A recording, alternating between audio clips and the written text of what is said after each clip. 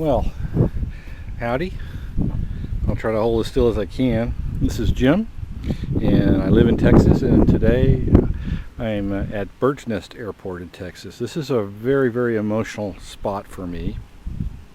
But just to start off with, I just rode my FJR on dirt for the first time because the road to this airport, it is a little airport right now, is a dirt road. It used to be really, really rough. For years and years it was literally tank tracks, and some cars couldn't even make it in here.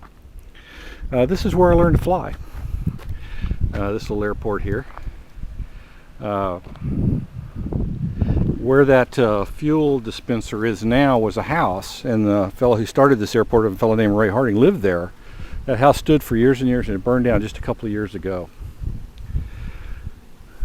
I learned in Piper J3 Cubs and Taylorcraft, those 65 horsepower tailwheel airplanes, literal Piper Cub, $6 an hour wet to rent it.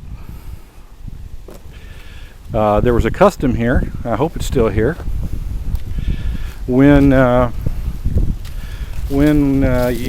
soloed,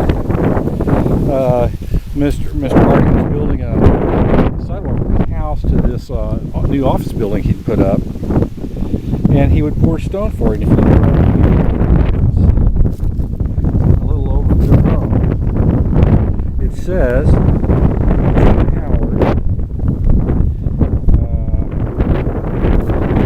Piper J3. What's that say? Oh, solo. Piper J3. Don Hopkins was the instructor's name. The date's on here somewhere. And right toes, I dipped my right toes and left my toe prints in it over here. And that was in, I guess the date is kind of covered up, but that was in 1970, October 1970. So it's a while back. The interesting thing about Bird's Nest nowadays, this fell into almost total disuse from about 1980 when Mr. Harding died until very, very recently. My old flight instructor, not Don Hopkins there, but the second one, a fellow named Tim. I'm having a mental breakdown here. But anyway, a rich fellow named Henriksen, who started his own a big airport in Houston, decided to buy this airport and turn it into a big airport. So you can't really see it from here. The original runway was dirt, and this is it here. It's 1,500 feet. And this retired Air Force colonel came in here and convinced Ray Harding that if he borrowed a bunch of money, he could pave it, and this would be like JFK or something. But he couldn't afford a lot of money, so he got a real crappy asphalt job. The asphalt lasted about 6 months, and it all broke up, and it was a real tragedy, and helped. I think Ray had to, sell out. So this airport just sat here, and with the people were landing in the dirt between the broke up asphalt. A few people in these things here. I see they've removed. There were some hangars back there that they've removed.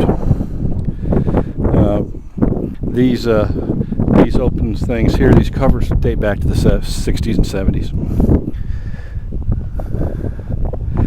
But Mr. Henriksen went out, he paved the 1,500 foot runway here, and over the rise there, he's building a 3,500 foot runway with a big terminal. It's going to be really, really nice.